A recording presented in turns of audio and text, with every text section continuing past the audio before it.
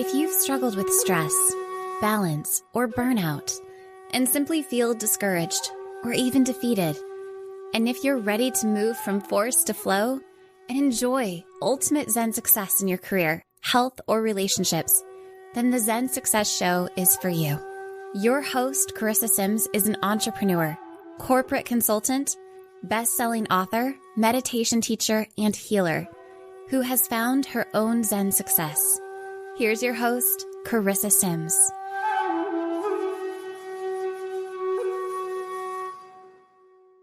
Welcome to this week's episode of Zen Success. Today, I have the pleasure of speaking with Dr. Fatima Bustios Choy. Am I saying your name right? Yes, you are. Okay, wonderful. Let's learn a little bit about Fatima. Dr. Fatima, of course. Fatima is fine. Fatima is fine too. Okay, wonderful. She is the founder and CEO of R&F Holistic Services and Gaia Flow Consulting. She is a graduate of California Institute of Integral Studies with a doctoral degree in transformative learning and change. That's amazing. I didn't even know they had a doctorate in that specialized field. It's so incredible. Her new book, which if you're watching on the video, of course, you can see behind her, More Than Money, 5 Paths to Abundance and Success for Inner-Centered Entrepreneurs, is an Amazon bestseller. More information about Dr. Fatima is available at drfatimalifecoach.com. She is a recognized transformational holistic life coach, a respected and sought after facilitator, trainer, consultant, and speaker.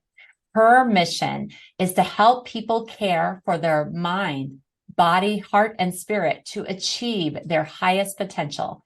As a holistic life coach, Dr. Fatima uses her lived experiences, wisdom, intuition, and inner voice to inspire and support others to become the best and truest versions of themselves in an authentic, joyful way that benefits them, others, and Mother Earth. Welcome, Dr. Fatima.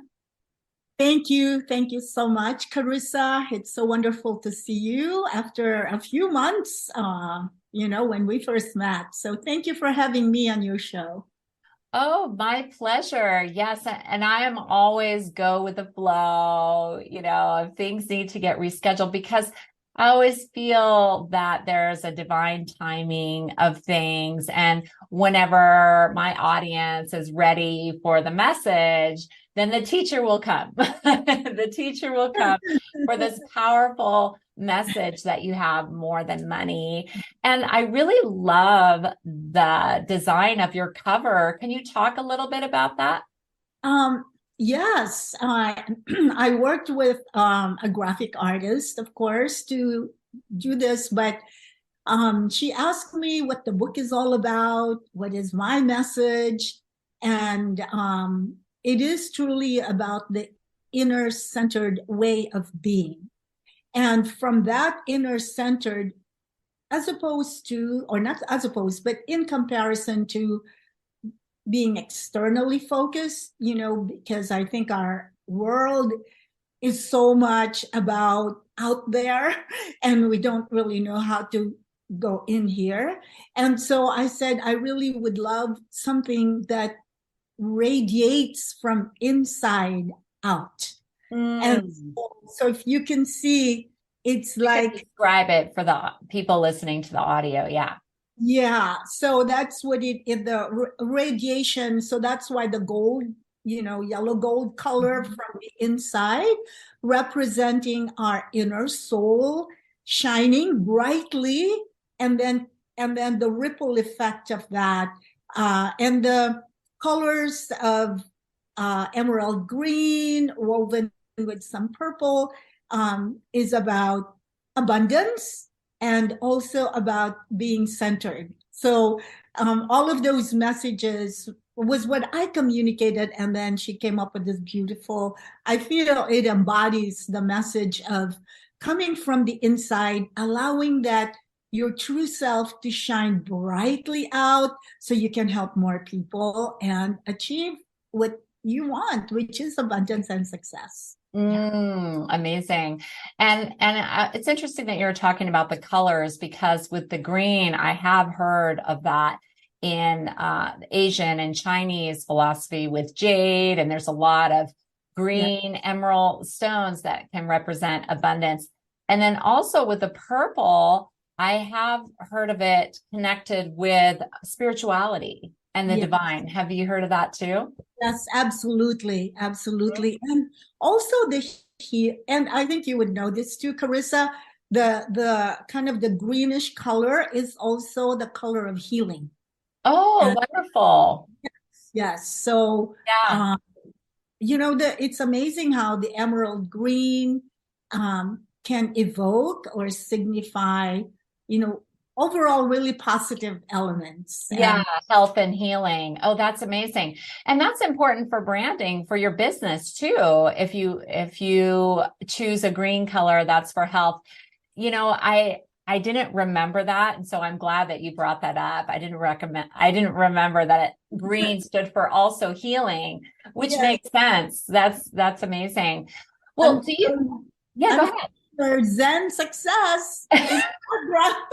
Yeah, exactly. I have it in there. I know, you're right. So there you go. I like subconsciously was like, okay, health and abundance. Right? If you listen to my show. Thank you for pointing that out, my own business logo. Well, do you believe that anyone can be abundant and successful? I 110% believe that. Okay, shout it off the rooftops. Show us your passion. Yes, I do. And the reason is that abundance and success is inherent I believe, is inherent in our true nature. It is. It's just that somehow growing up, we've heard all kinds of different voices that tell us differently, or that tell us that we're not worthy, or that no, you have to struggle so much. And of course, life has that too. And that only certain people are entitled to, abundance and success. And that's true. Within society, sometimes we see success and abundance as money, but it can also mean other things, so I'm sure you'll talk about that. Yes. But we sometimes have this narrow focus also of success. And like you said, it's external rather than internal. But yeah, go on and carry on talking about it. Yeah. And so, because of these voices and messages and what we see, there is this feeling that, oh, I don't think so. I don't think I deserve that, or I think I can do that, or I don't have the this, I don't have the that. So those are the voices and messages that we hear. So there's inherent abundance and success that is really inside of us, and we were created with that, I do believe, somehow gets stifled, gets suppressed, gets discounted, and it doesn't grow and it doesn't manifest. And so that, I wrote the book More Than Money to say, and this is also responses from the entrepreneurs that I interviewed. And in fact, one of them said, Fatima, business is more than money. And that is what that stuck in my head. I love that. It is really more than money. And I said, is it okay? This is how the book got started. But so, yes, I do believe that. And I encourage everyone who's listening, who's watching, to please take that in. Let's take that in. Let's affirm that. Yeah. And let's find a way to connect with what we already have and who we already are so that we can manifest it. Sometimes we just need to find a way. And this is why the inner-centered approach and, way of being that I'm really espousing and encouraging people is because we are tapping into our inner wisdom that will never betray us, but will always uplift us. External voices are so, I mean, they're important too. I mean, here you and me are becoming Right. external voices for others. Yeah. So we're a positive influence, hopefully. Yeah. Right. But at the same time, at the end of the day, we need to be able to connect to that inner voice, that inner coach inside of us, and that wisdom that's inside of us to guide us. Yeah. Oh, that's beautiful. And I love how you said inherently we are abundant because we are created for a purpose to be a vessel for more creation. Yes. So it can get lost that truth of that with the self-doubt that you're talking about or external influences. So how could coaching help our audience or anyone who's listening? Yes, I think this is what I from my own experience, of course, I just say this, that from my own experience, what helped me to reconnect with that inner voice is through the help of, a spiritual coach. And through the different practices that kind of awaken the different cells in my body that have been blocked of stress. Because of stress. So in Oh, in that is one of the things that we may not realize when we have chronic stress or high stress is the different cells that we have 365 acupressure points and openings in our body, but when we have a chronic stress, tension, anxiety, these tend to get blocked. And so when they tend to get blocked, it also blocks our inner consciousness. And so that's fascinating. I've never heard someone say that about stress, because everybody is talking about how stress is detrimental to your health, causes heart attacks, strokes, and I've even heard of 80% of diseases. But to hear from you that it impacts our abundance, our creative spark, that makes so much sense. I'm so excited about that revelation. Well, let's just put it in very, kind of and feel it. Yeah. When we have, like right now, think about something really like horrible and like something. Or yeah, a car accident just came to me. A car accident. You're yeah. anticipating something. What does your body do? Oh, what's that? Exactly. Is your body relaxed? No. We tense up. We breathe in, but we don't breathe out. And think about being in that state of tension, of holding, and instead of breathing out. So in that chronic state of tension created by stress or how we deal with stress, over time, these meridians or openings, energy in our bodies really do get blocked. And the other thing is that blockages at some point manifest physically. And so there is a great deal of research and literature on the energetic manifestation of stress. And so for me at that time, honestly, I was commuting from Los Angeles or the Burbank area of LA to San Francisco, and I did that for 8 years every week. So what did you fly up there or did you drive? Oh, okay. No, yeah. I flew. So just about every Monday. I was going to say driving. First of all, I'm imagining you going every day. Well, I mean, it was such, I can't, as I recall now, my God, I actually did that, and this was while raising my son, but the purpose was I wanted to give him the best life that I could. And Mm. so, however, that kind of lifestyle was so stressful. And there came a time, even though I was at the peak of my corporate career, I felt so empty, empty, Mm. empty, empty. And I knew, Carissa, I knew my soul was dying.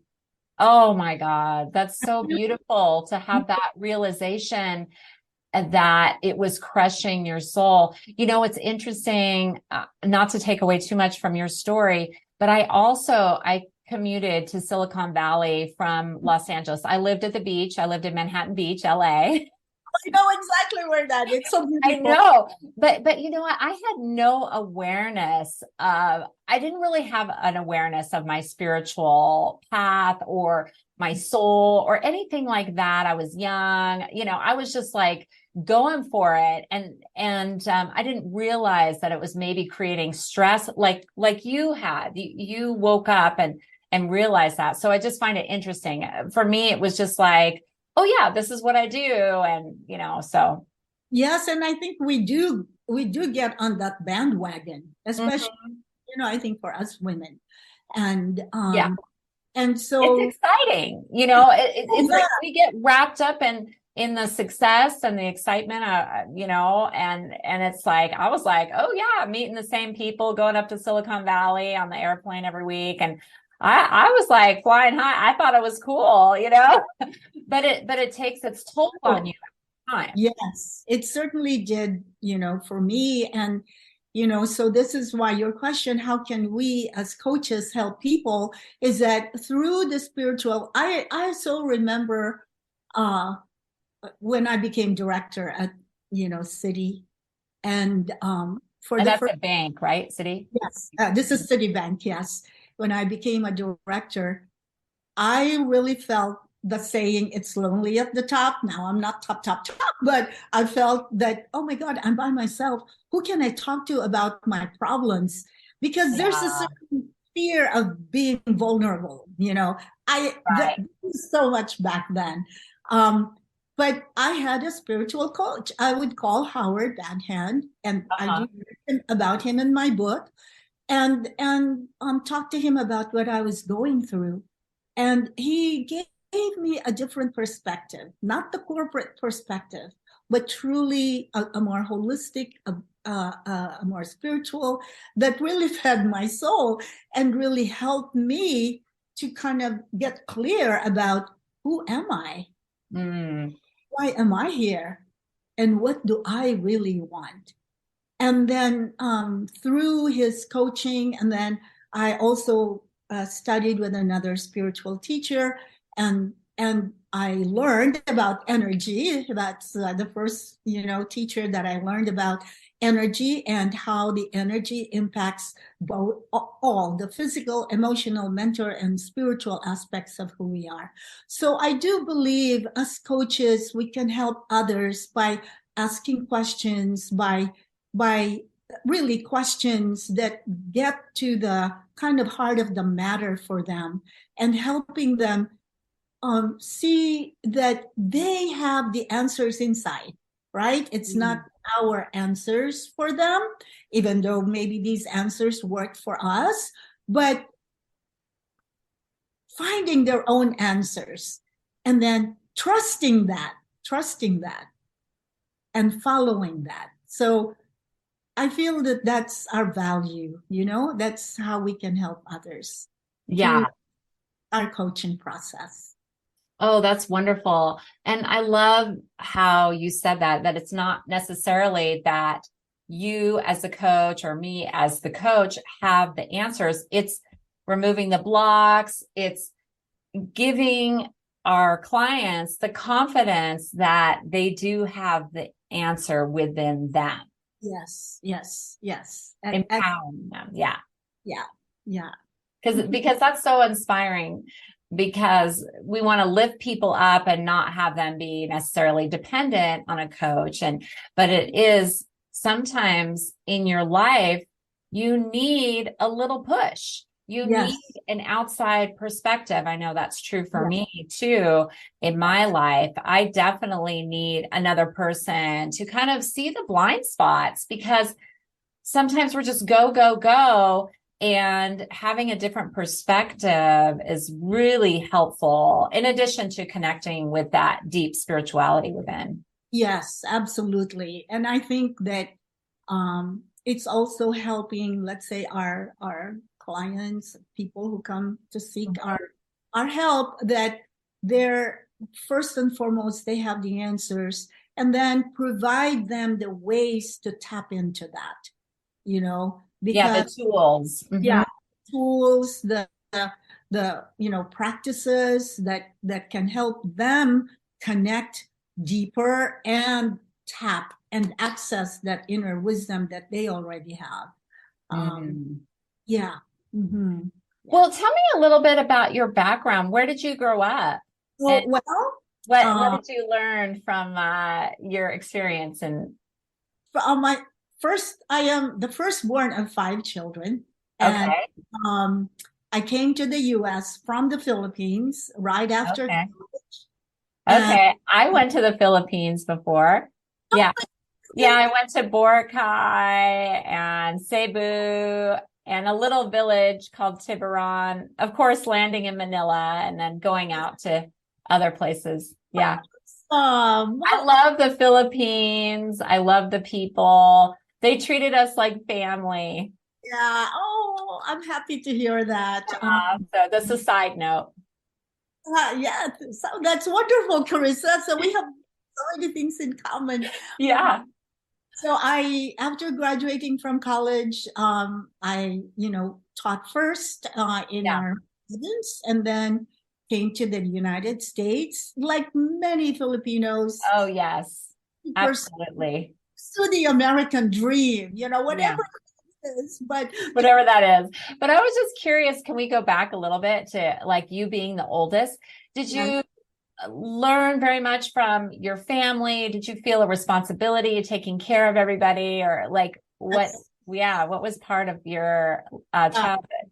that's kind of interesting too, because I'm finding that there's some similarities with firstborns, and that Ah, is, for me, I had this I took on a lot of unwritten, responsibilities, i.e., ah, taking care of my brothers and sisters, um, being a good student.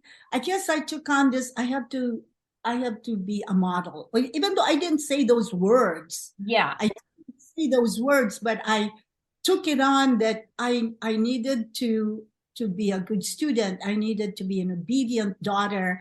I needed to take care of my brothers and sisters. Thus pursuing the American dream is, I have to be the one to go out there and help make my family a better life. So I just took those on. And one of my sisters said to me not too long ago, she said, you know that growing up, you wouldn't let us out of the house until we made our beds and we cleaned our rooms. Wow. She said that I was the one who actually taught them discipline, because our mother was a businesswoman, and Oh, in fact I was her assistant at age 12. how wonderful experience. So many like stories my brothers and sisters were telling me, and then also this was like so long ago, right? And whenever it was my mom's birthday, my father's birthday, Christmas, or any event, I would gather my siblings and say, okay, so what's our program? Who's gonna sing? Who's gonna do this?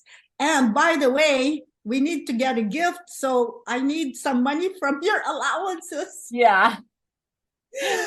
So they said that is what they remember growing up, is discipline. um, you know Make your bed, clean the house, and most of all, show love and respect for mom and dad.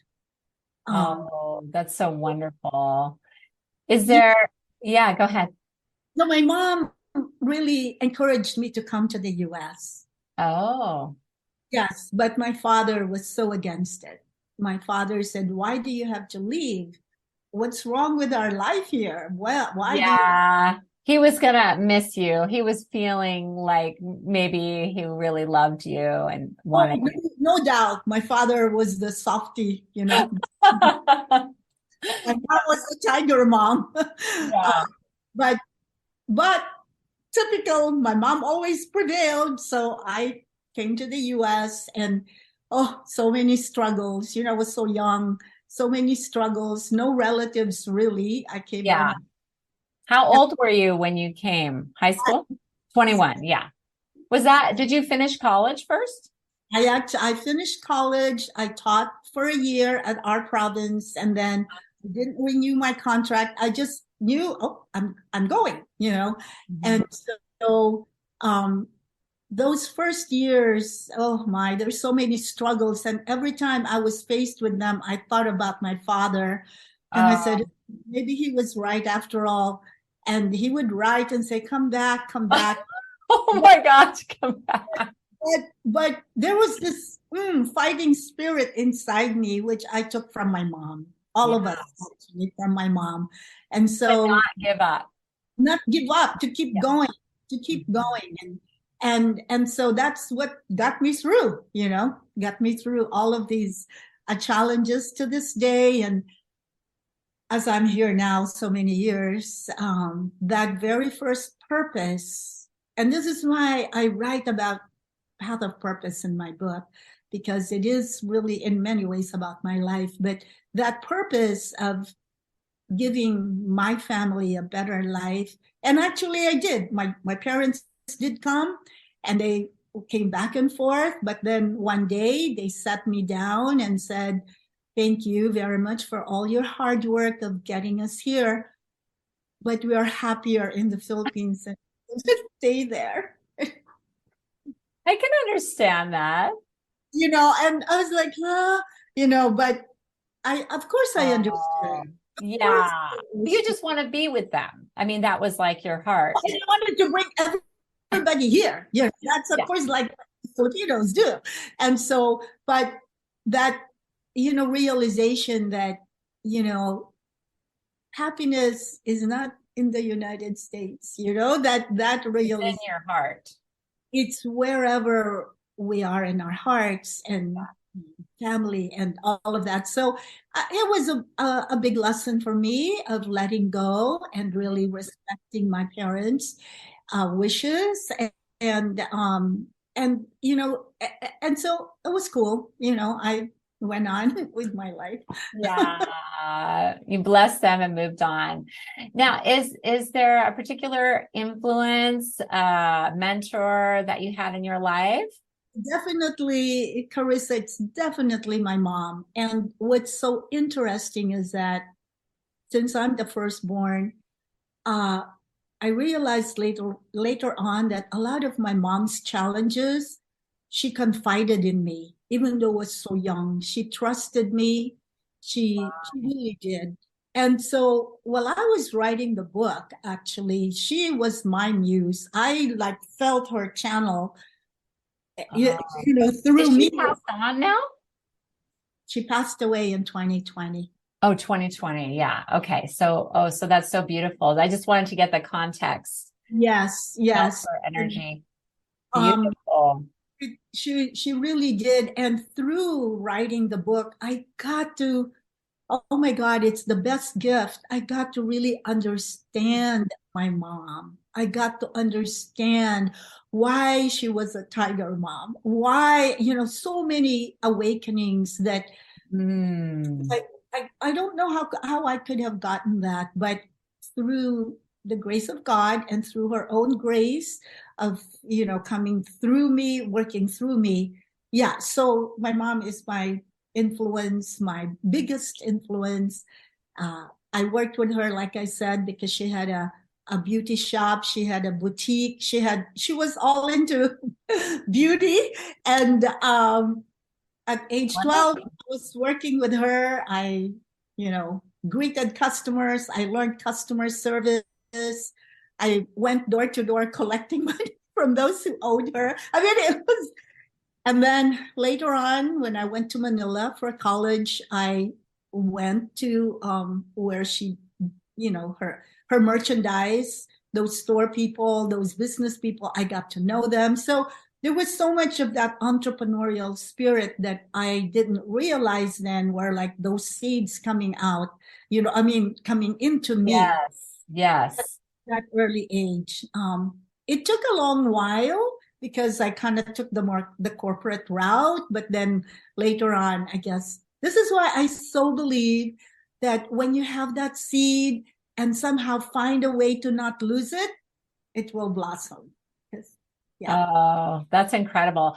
Well, let's talk about your book, More Than Money, 5 Paths to Abundance and Success for Inner-Centered Entrepreneurs. What are the 5 paths? Well, okay, the 5 paths are, as I said earlier, one is the path of purpose. So I feel that this is, especially with business people, we always have this purpose of we want to make more money, we want Yeah. We want to grow or grow the company, get bigger. Yes, and we want to be independent. We want to have our own authority. We want to, all of those. Of course, I felt all of those too. I want to have my freedom. I want, and later on, you discover you really don't. I mean, it's like you don't have the freedom that you thought you'd have with all that money. But that's what you really want, that feeling of being free, that opportunity. Mm-hmm. However, this is why I start with purpose. So why are you in business? So why are you doing what you're doing? So the path of purpose really puts us front and center as to, I feel, those 3 questions. Who am I? Why am I here? What do I really want? And so by connecting with our purpose, we can tap into the answers to those 3 questions that then can guide us. Why am I in this business? Why am I in this profession? And who am I? Of course, there's so many answers to that. Like I'm a mom, I'm a this, I'm a coach, I'm a that. But go deeper and deeper and you transcend those, kind of physical identifications that we have. So starting with purpose, because we have this in our hearts and we are all created for that unique purpose. So I feel that when we connect with that, then we are in alignment. Mm-hmm. We are in alignment. And then the second path is the path of passion. Mm-hmm. And because you know what, passion gives the energy for us to fulfill our purpose. Yeah. Because we need that. We need that energy. We need that drive. And we need to do what we're doing has connection to our hearts and meaningful in order to keep going. So I feel that the path of passion opens that energy, field for us. And the third path, and it's smack in the middle intentionally, is the path of pain. Because especially for us entrepreneurs, pain is a constant companion. I say that, the pain of, am I going to make it? The pain of, is this all worth it? I mean, and then different kinds of struggles and challenges. And I say the path of pain and introducing it to people in a different way, that every pain has a message. Mm-hmm. And the more that we can connect with that message, then that pain actually is our catalyst for growth. That's why they say no pain, no gain, right? Yeah.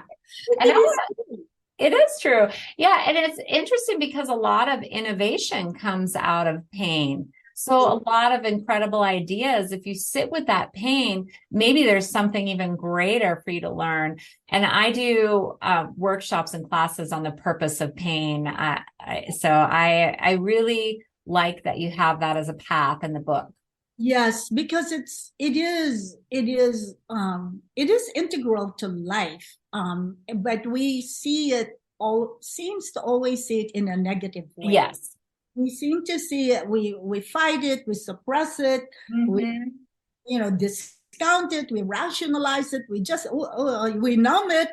Right. With painkillers, right. painkillers, all kind of addictions, substance abuse, to Mm-hmm. numb the pain, to not feel Yeah. it.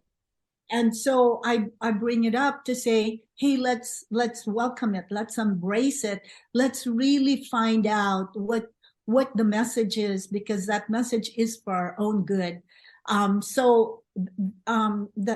the third path. And then Okay. when you go through that, the next path opens, and that's the path of promise. And So I here want to say these paths are sequential. they are sequential, although you can, if you feel like your purpose, you can go to any of the paths. They do have a rhythm, they do have an energetic sequence, but they're also standalone on their own. So the path of promise is about your legacy. And I'm saying that, you've gone through a lot, you have some the messages, and now you start to live your legacy now while we're alive, while people can still talk to you, Yeah. and instead of after. But Yeah. That's powerful to live your legacy now. right now, right here, right now. And as you do that, the fifth path opens, and that is the path of possibility. And in this chapter, I encourage, especially entrepreneurs, and not just entrepreneurs, but people to start creating a new paradigm, and start to looking at possibilities beyond what we've always known to be, proven, but something that kind of goes out into the limb, so to speak, and create a new paradigm for your business, for yourself, for your career, and connect with that. Go back to your purpose, your passion, and the messages from the pain, and the legacy you want to live. And then from there, create a new paradigm, and be open to all these possibilities. So those are the five paths. And each path, I have exercises at the end of each chapter, mind, body, and energy exercises to help, the reader connect with their purpose, their passion, dealing with pain, and then creating their promise and looking at possibilities. That's amazing. I think it's so important to embody the teachings that you have, because then, I mean, everybody learns in a different way, but if you can actually practice it and feel that, I think you're more likely to implement it in your life.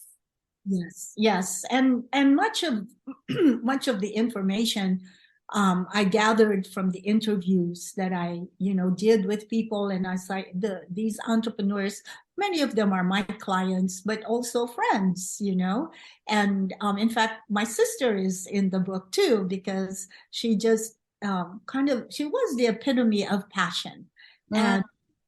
and when the book was published, and I gave her a copy, and she was just crying. She said, Oh, that is the sweetest gift you can give her. she said, you got me, you're describing me to a T. I got to know about myself more than I even realized. That's so touching. And then another touching thing is that your mom was channeled through the book. And then maybe she felt the energy of her legacy, of your mom's legacy as well.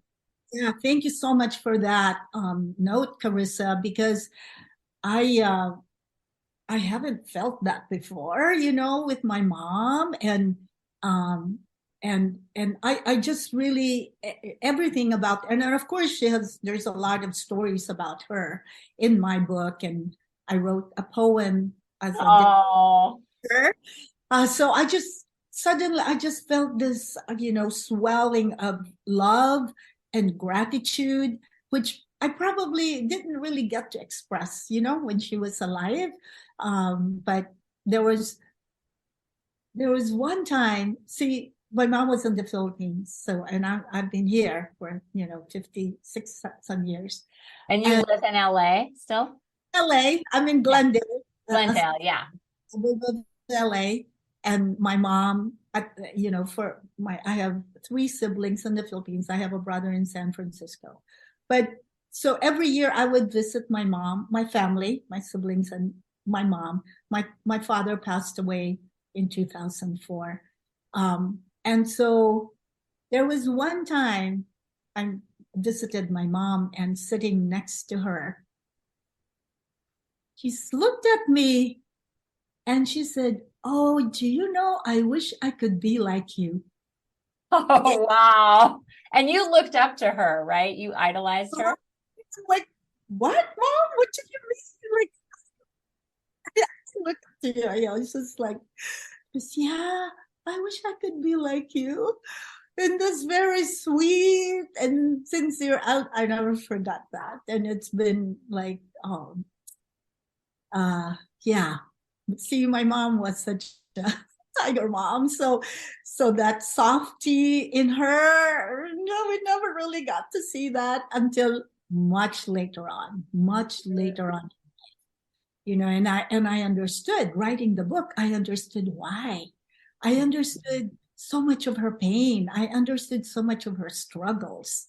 And I feel that each of us has the capacity to do that.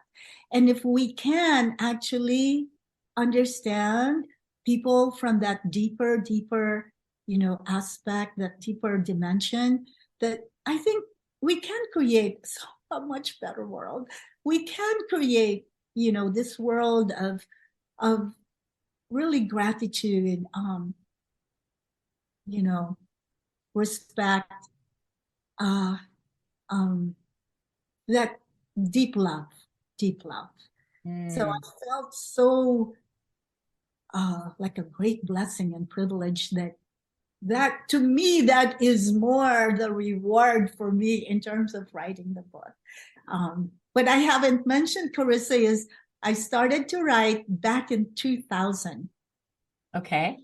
After working with spiritual teachers and realizing my spirituality, I thought, I really want to write a book.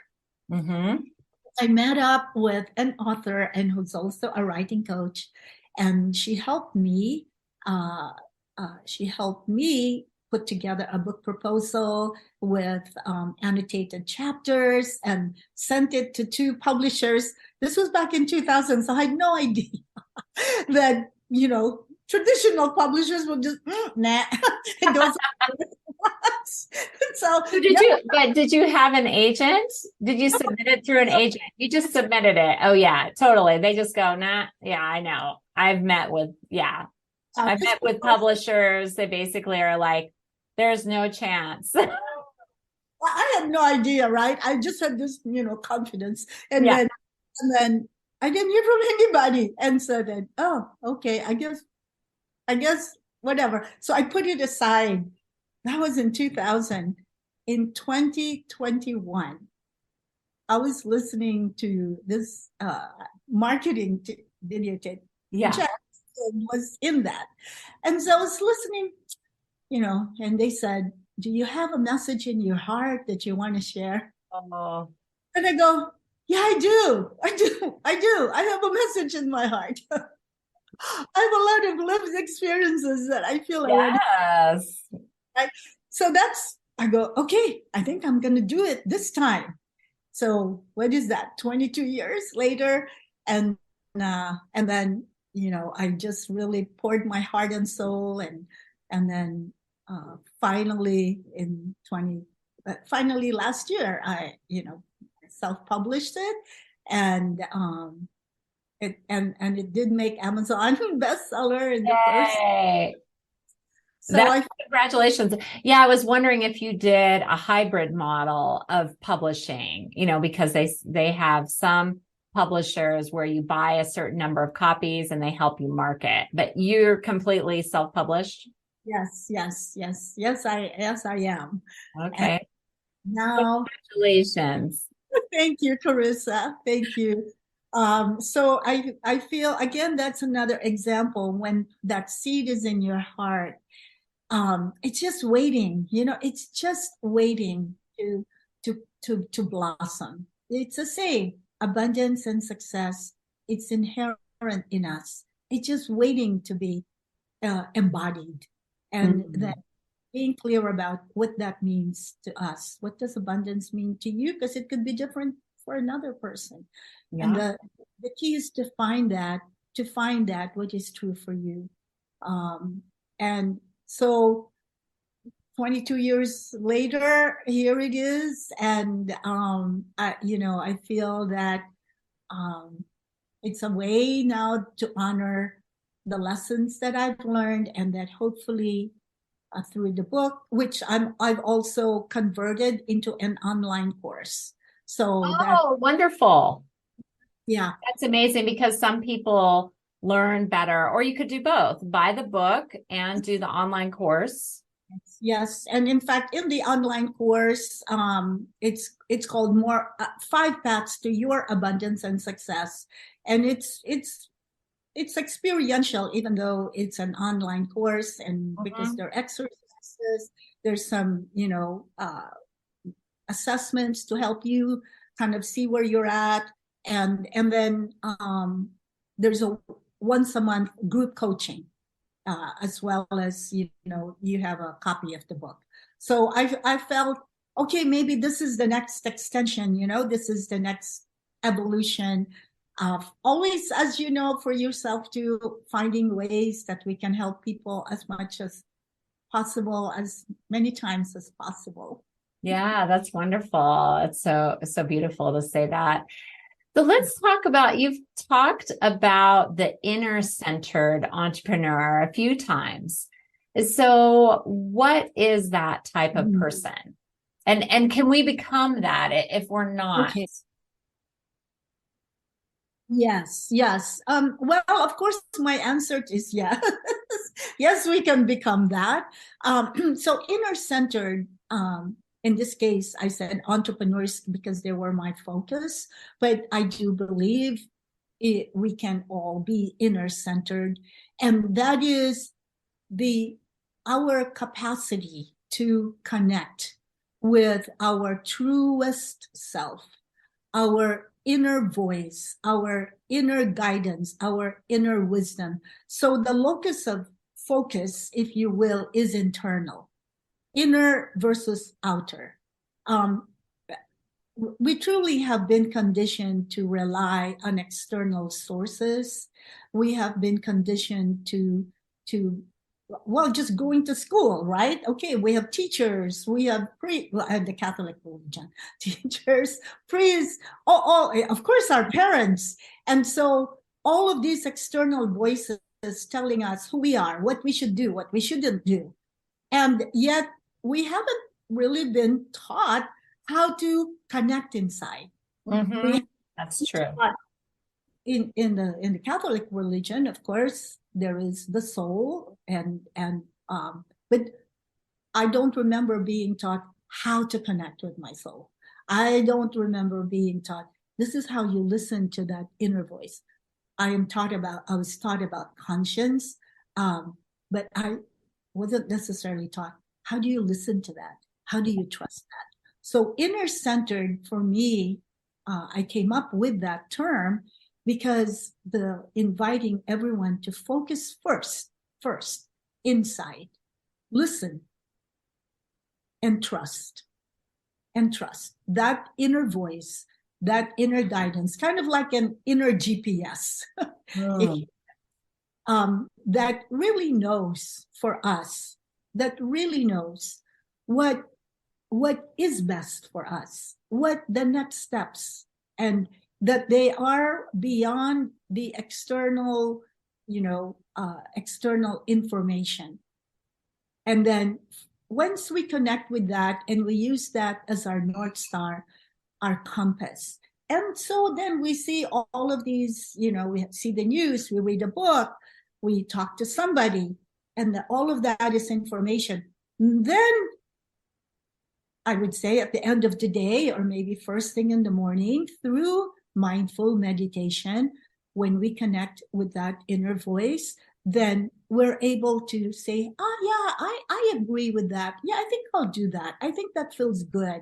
Because now we have connected inside of us to guide us. Not only external information, Carissa, but also thoughts and emotions, you know?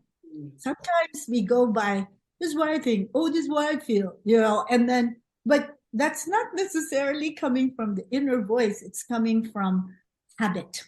And patterns, repeating emotional Exactly. patterns. You know, just a side note, Mother's Day morning. Happy belated Mother's Day. To you, same to you. you. I got up but I was feeling a little bit concerned about my husband because he was coughing. And so I thought, oh, maybe we would just not go out, you know, for Mother's Day. So I was like, and he was waking up. Come on, get up. You said you wanted to go to this restaurant for breakfast. And I'm going, yeah, it's okay. We'll just go get morning buns. You know, I was just like this low energy. Do you know though? I heard my inner voice that said, it's not about how you feel. It's about what you said you were going to do. And because the night before I already kind of wrote out what I was what you wanted. Yeah. I heard this voice that said it's not about how you feel right now. It's about what you said you're gonna do. And that day is your day. And it's the day of all the mothers in the world. That's what you want to celebrate. Oh, beautiful. You know, I just like got up, okay, I'm ready. And I just said, thank you, my soul. Thank you, my inner voice. Thank you for giving me that message. And the more I feel that the more we listen, the more that voice gets stronger, and it will always lead us to what is right. Because that inner voice is inherently good. That inner voice is inherently about love. And that inner voice is inherently about doing good for ourselves and for humanity. Yeah. That's amazing. Such incredible advice. Is there an exercise you can do from the book? Yes, absolutely. Okay. Oh, look how excited you are. I love it. I love it. Game. Okay, so it's very simple, and as much as you're probably on the computer like I am most of the time. So it's called, you may have heard of it because they use it in other modalities, but it's tapping, body tapping. So yeah. Sometimes it's called EFT, emotional freedom technique, and it's tapping. Yeah, but it's pressure points on the body. I'm not trained in it, but I know about it. So there are so many, like a few variations of it. But so part of my background also is for 8 years, I was a holistic wellness headmaster. And so where I was trained in mind, body, energy, principles and practices. And so I had a center, and so I saw a lot of people. That's so amazing. Many of them were like me. Yeah. You can relate to them. You had deep empathy and you've been there, I'm sure. Because I have been there. Yeah. And so I really, one of my best experiences in life. Okay, so but your fingertips are the most sensitive acupressure points in your body. Okay. And do a very simple one and tap your brain. And what does this do for us? Yeah, so now it opens the cells, the brain cells. Okay. If you're overthinking something or anxious about something, it helps you relax your brain. And so tap, tap, tap, tap, and then just feel, mainly feel your tapping. Breathe in through the nose and out through the mouth. Just feel. Stop your thinking. Stop like, oh, is this working? No, stop that. Just tap.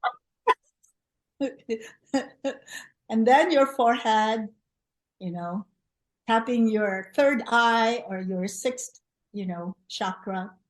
And then your temples, breathing in, breathing out.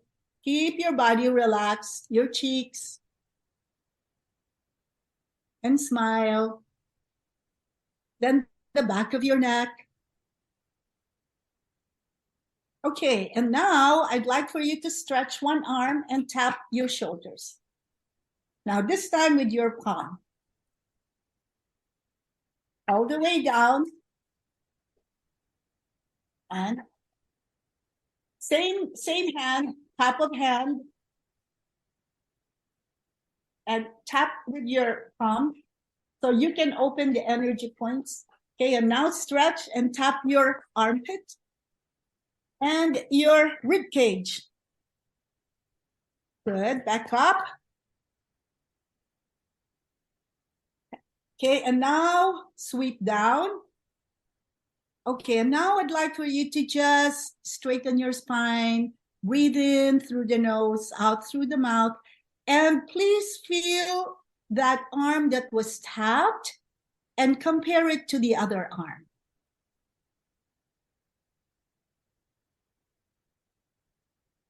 How do you feel? How does it feel? It feels warm and loved.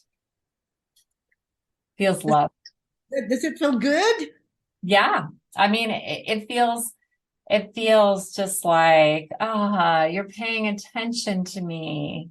It's wonderful.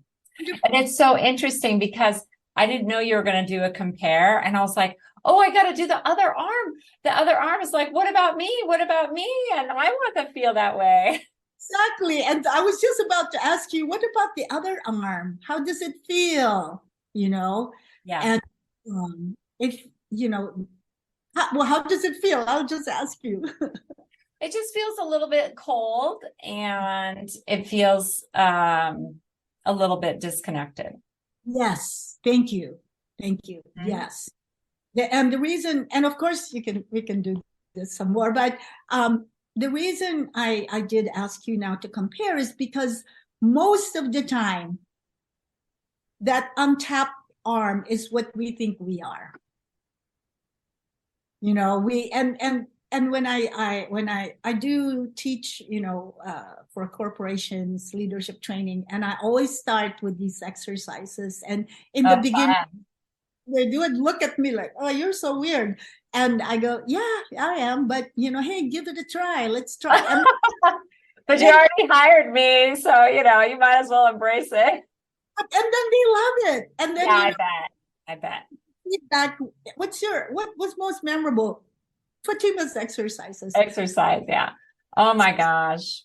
The thing is that the untapped arm feels kind of cold, like you said, disconnected. And that is our current state. Insightful. And then we think that this is the way life should be. No, we created that. We disconnected. So now you have a way of reconnecting. You have a way of awakening. You have a way of showing love. Like you said, you feel love. So very simple. So, doing whole body, the EFT is something more specific, especially. Oh, I see. Right? Okay. Just for, just for a quick way to awaken, 5 minutes everywhere. That's one. That's okay. right. The other one, love that. Just opening. So. Oh yeah. No, we don't have time for another one. I'm sorry. That's okay. Finish up. I love it though. It's been such a pleasure getting to know you and hearing about your book, More Than Money, 5 Paths to Abundance and Success for Inner-Centered Entrepreneurs. And really for everyone, if you want to become inner-centered, I'll put your website and how to buy your book in the show notes. So thanks for being on my show today. Thank you, Carissa.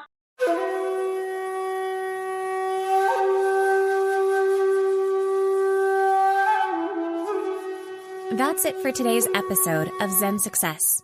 Head on over to iTunes, Google Play, Spotify, or wherever you listen to shows. Zen Success is also available on the radio in select markets through amfm247.com. Subscribe to the show and share with friends. Be sure to head on over to zensuccessshow.com to help you on your Zen Success journey and join us on the next episode. May you find your own Zen success in life.